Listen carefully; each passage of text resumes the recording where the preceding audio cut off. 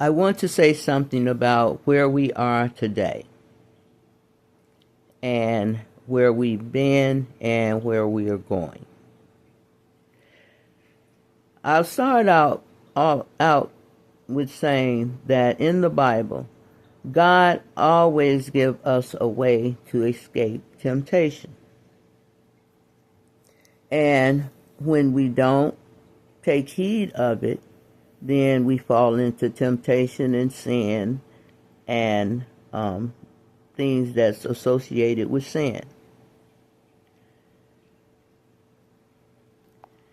So God is here to redeem his people. And to redeem his people and to pass judgment on the people that mistreated his chosen people and did all kinds of brutal things to them over the last 2,000 years. Yes, God's people, chosen people, which are black people, the Negroes. Yes, our ancestors led Jesus up to be crucified by the Gentiles. And for that, black people, the children of Israel, have paid for that sin. We paid for, the way that we paid was that our people were scattered all over the world by white people, the Gentiles. And they treated us very badly, particularly the chattel slavery that went on in America, in the transatlantic slave trade, where at least over 25 million black people were stolen from Africa. It could have been much more. I've heard up to 100 million. And I think Farrakhan said 200 million. So we know that there were a lot of black people put in slavery. And even before that, but this is specifically, I'm zeroing in on Americans because I am an American, a black American that was stolen from Africa and brought here in the transatlantic slave trade. So, back to that, God gives us a way to escape. So, the first way for white people to escape the damnation that they are going to undergo is that it was the George Floyd murder. As a result of this, and this being seen worldwide, the Gentiles, the white population, that had, they saw that how black people are treated in America, and I'm sure, because they know how we were treated worldwide, then everybody starts saying, well, we've done black people wrong, and now it's time for us to make up for that. But then the Americans, the white Americans, the ones that put us in the most brutal slavery ever,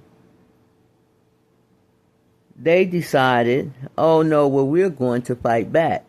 And so it's in Isaiah, God said, either you all gonna, basically paraphrasing, either you all gonna go along with the redemption of my people and you all will be saved, or you can fight against it. And if you do, I'm gonna go through you with fury. So we see now how Trump has brought out all the white supremacy and how messed up white people's minds are, where they think that evil is right and being good is wrong.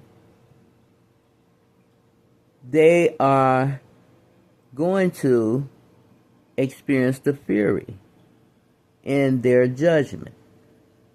Now, they were going to get judged, but they have just extended the severity of the judgment by not going along like they were